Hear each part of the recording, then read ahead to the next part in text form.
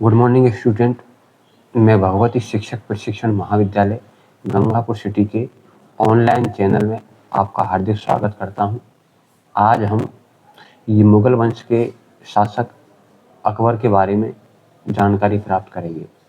जैसा कि आप सब जानते हो कि ये मुगल शासक अकबर मुगल वंश का तीसरा शासक था और अकबर के नाम से इतिहास में जाना जाता है। इनका जन्म 1542 ईस्वी में हुआ था और जैसा कि बताया गया है, इन्हें बहुत ही बेहतर शिक्षा प्राप्त हुई थी, जिसमें धार्मिक और सामाजिक शिक्षा भी शामिल थी। उनका राजा बनना उम्र के केवल 13 साल के बाद हुआ था। उनके 3 पुत्र और 4 पुत्री थी। इनमें जहांगीर उनका मुख्य वारिस था। इनके कार्यकाल की अगर हम बात करें तो अकबर जलालुद्दीन मोहम्मद अकबर तैमूरी वंशावली के मुगल वंश के तीसरे शासक थे और अकबर को अकबर ए आजम, शहंशाह अकबर, महाबली शहंशाह के नाम से भी जाना जाता है। सम्राट अकबर मुगल साम्राज्य के संस्थापक जहीरुद्दीन मोहम्मद बाबर के पुत्र और नासिरुद्दीन के पौत्र मोहम्मद बाबर के पौत्र और नासिरुद्दीन हुमायूं एवं हमीदा बानो के पुत्र थे। ये जानकारी आपको जानना जरूरी है कि बाबर का वंश तैमूर और मंगोल नेता चंगेज खान से संबंधित था, यानी उनके वंशज तैमूर वंश के खानदान से थे और मातृ पक्ष का संबंध चंगेज खान से था। अकबर के शासन के अंत तक 1605 में मुगल साम्राज्य में उत्तरी और मध्य भारत के अधिकांश भाग सम्मिलित थे और उस समय वे सर्वाधिक शक्तिशाली साम्राज्यों में से एक थे। बादशाह में अकबर ही एक ऐसा बादशाह थे जिससे हिंदू और मुस्लिम दोनों संप्रदायों के बीच की दूरियां कम करने के लिए दीन ए इलाही नामक धर्म की इनके द्वारा स्थापना की गई। उनका दरबार सबके लिए हर समय खुला रहता था। उनके दरबार में मुस्लिम सरदारों की अपेक्षा हिंदू सरदार अधिक थे।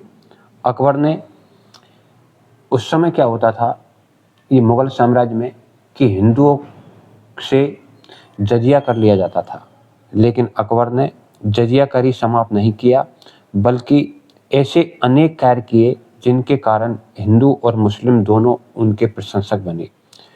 जैसा कि मैंने आपको बताया स्टूडेंट्स कि मात्र 13 वर्ष की आयु में अपने पिता नसीरुद्दीन मोहम्मद हुमायूं की मृत्यु के उपरांत ये दिल्ली की राजगद्दी पर बैठे।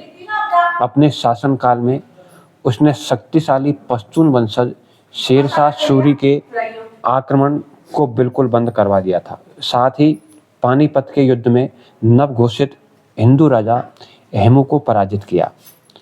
अपने साम्राज्य के गठन करने और उत्तरी और मध्य भारत के सभी क्षेत्रों को एक छत्र अधिकार में लाने में अकबर को 2 दशक लग गए थे। यहाँ आपको ये जानना जरूरी है कि मुगल साम्राज्य के बीच में अकबर के शासनकाल के दौरान 1540 से 1555 ईस्वी तक सूर्यवंश का शासन रहा। जलालुद्दीन अकबर के बारे में बात अपन आगे करें तो अकबर के शासन का ये प्रभाव देश की कला एवं संस्कृति पर भी पड़ा। उसने चित्रकारी आदि कलाओं में काफ़ी ही रुचि दिखाई और मुगल चित्रकारी का विकास करने के साथ साथ ही उन्होंने यूरोपीय शैलियों का भी स्वागत किया। अकबर को साहित्य में रुचि थी। उसने अनेक संस्कृत पांडुलिपियों और ग्रंथों का फारसी में एवं फारसी ग्रंथों का संस्कृत और हिंदी में अनुवाद भी करवाया। अनेक फारसी संस्कृति से जुड़े चित्रों को अपने दरबार की दीवारों में भी बनवाया। अपने आरंभिक शासनकाल में अकबर की हिंदुओं के प्रति सहिष्णुता नहीं थी, लेकिन समय के साथ साथ उसने अपने आप को बदला और हिंदुओं सहित अन्य धर्मों में बहुत रुचि दिखाई। इन्होंने हिंदू राजपूत राजकुमारियों से वैवाहिक संबंध भी बनाए। अकबर के दरबार में अनेक हिंदू दरबारी, सैन्य अधिकारी एवं सामंत थे। इन्होंने धार्मिक चर्चाओं एवं वाद विवाद कार्यक्रमों की अनोखी श्रृंखला आरंभ की, जिसमें मुस्लिम आलिम लोगों की, जैन, हिंदू, चारवाक, सिख, नास्तिक, यहूदी, पुर्तगाली एवं कैथोलिक, ईसाई धर्मशास्त्रियों से चर्चाएं हुआ करती थी। उसके मन में इन धार्मिक नेताओं के प्रति आदर भाव था, जिस पर उसकी निजी धार्मिक भावनाओं का किंचित भी ये प्रभाव नहीं पड़ता था। आगे चलकर एक नए धर्म दीन ए इलाही की भी स्थापना की, जिसमें विश्व के सभी प्रधान धर्मों की नीतियां व शिक्षाओं का समावेश था। इतने बड़े सम्राट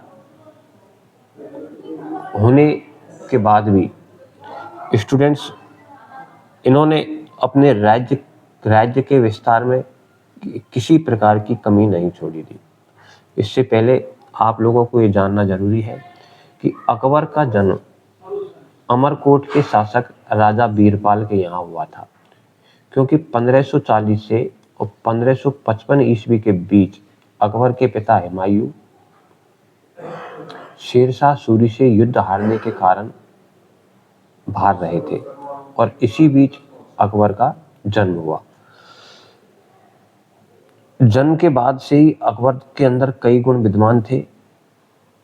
अपने राज्य को, अपने खोए हुए राज्यों को पुनः प्राप्त करने के लिए अकबर के पिता हुमायूं ने ये प्रयास किया और अकबर को जब ये दिल्ली की पराजय का समाचार मिला तो उन्होंने तुरंत ही बैरम खां से संपर्क कर दिल्ली की ओर कूच करने का इरादा बना लिया। अकबर के सलाहकारों ने उन्हें काबुल की शरण में जाने की सलाह दी। अकबर और हेमू की सेना के बीच पानीपत में युद्ध हुआ था। यह युद्ध पानीपत का द्वितीय युद्ध के नाम से प्रसिद्ध है। संख्या में कम होते हुए भी अकबर ने इस युद्ध में विजय प्राप्त की। इस विजय से अकबर को 1500 हाथी मिले, जो मनकोट के हमले में सिकंदर शाह सूरी के विरुद्ध काम आए। सिकंदर शाह सूरी ने आत्मसमर्पण कर दिया और अकबर ने उसे प्राणदान दे दिया। दिल्ली में जब अकबर का अधिकार हो गया तो अधिकार हो जाने के बाद अकबर ने अपने राज्य का विस्तार करना शुरू किया और मालवा को 1562 में, गुजरात को 1572 में, बंगाल को 1574 में, काबुल को 1581 में, कश्मीर को 1586 में और खानदेश को 1601 में मुगल साम्राज्य के अधीन कर लिया। तो ये चीज़ें आपको जानना जरूरी है। मालवा को 1562 में, गुजरात को 1572 में, बंगाल को 1574 में, काबुल को 1581 में, कश्मीर को 1586 में और खानदेश को 1601 में मुगल साम्राज्य के अधीन कर लिया। अकबर ने इन राज्यों में एक एक राज्यपाल नियुक्त किया। क्योंकि अकबर ये नहीं चाहता था कि मुगल साम्राज्य का केंद्र दिल्ली जैसे दूरस्थ शहर में हो, इसलिए उसने यह निर्णय लिया कि मुगल राजधानी को फतेहपुर सीकरी ले जाया जाए, जो साम्राज्य के मध्य में थी। कुछ ही समय के बाद अकबर को राजधानी फतेहपुर सीकरी से हटानी पड़ी। ऐसा कहा जाता है कि पानी की कमी इसका मुख्य कारण था। फतेहपुर सीकरी के बाद अकबर ने एक चलित दरबार बनाया, जो कि साम्राज्य भर में घूमता रहता था। इस प्रकार साम्राज्य के सभी कोनों में उचित ध्यान देना संभव हुआ। सन 1585 में उत्तर पश्चिमी राज्य के सुचारू राजपालन के लिए अकबर ने लाहौर को राजधानी बना लिया। अकबर की नीतियां की बात करें अपन, तो सबसे पहले आप लोगों को ये जानना जरूरी है कि आमेर के कछवाहा राजपूत राज बहारमल ने अकबर के दरबार में अपने राज्य संभालने के कुछ समय बाद ही प्रवेश पाया था। इन्होंने अपनी राजकुमारी हरकाबाई का विवाह अकबर से करवाना स्वीकार किया। विवाह के उपरांत मुस्लिम बनी और मरियम उज जमानी कहलाई। उसे राजपूत परिवार ने सदा के लिए त्याग दिया और विवाह के बाद वो कभी आमेर वापस नहीं गई। उसे विवाह के बाद आगरा या दिल्ली में कोई महत्वपूर्ण स्थान भी नहीं मिला था, बल्कि भरतपुर जिले का एक छोटा सा गांव मिला था। उसकी मृत्यु 1623 में हुई थी उसके पुत्र जहांगीर द्वारा उसके सम्मान में लाहौर में एक मस्जिद बनवाई गई थी। बहरमल को अकबर के दरबार में ऊंचा स्थान मिला था और उसके बाद उसके पुत्र भगवंत दास और पौत्र मानसिंह भी दरबार के ऊंचे सामंत बने रहे। हिंदू राजकुमारियों को मुस्लिम राजाओं से विवाह में संबंध बनाने के प्रकरण अकबर के समय से पूर्व काफी हुए थे, लेकिन अधिकांश विवाहों के बाद दोनों परिवारों के आपसी संबंध अच्छे नहीं रहे और न ही राजकुमारियां कभी वापस लौट कर आई। हालांकि अकबर ने इस मामले को पिछले प्रकरणों से अलग रूप दिया, जहां उन रानियों के भाइयों या पिताओं को पुत्रियों या बहनों के विवाहोपरांत अकबर के मुस्लिम ससुराल वालों जैसा ही सम्मान मिला करता था, सिवाय उनके संग खाना खाने और प्रार्थना करने के। उन राजपूतों को अकबर के दरबार में अच्छे स्थान मिले थे। सभी ने उन्हें वैसे ही अपनाया था, जिस सिवाय कुछ रूढ़िवादी परिवारों को छोड़कर जिन्होंने इसे अपमान के रूप में देखा था। अन्य राजपूत रजवाड़ों ने भी अकबर के संग वैवाहिक संबंध बनाए थे, लेकिन विवाह संबंध बनाने की कोई शर्त नहीं थी। इनमें दो ये प्रमुख राजपूत राजवंश है। कौन कौन से हैं?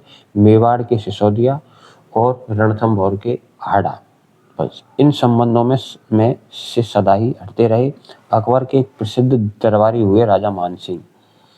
राजा मानसिंह ने अकबर की ओर से एक हाड़ा राजा सुरजन हाड़ा के पास एक संबंध प्रस्ताव भी लेकर गए, जिसे सुरजन सिंह ने इस शर्त में स्वीकार किया कि वे अपनी किसी पुत्री का विवाह अकबर के साथ नहीं करेंगे। अंततः कोई वैवाहिक संबंध नहीं हुआ, लेकिन सर्जन को गढ़ कटंग का अधिभार सौंपकर सम्मानित किया गया।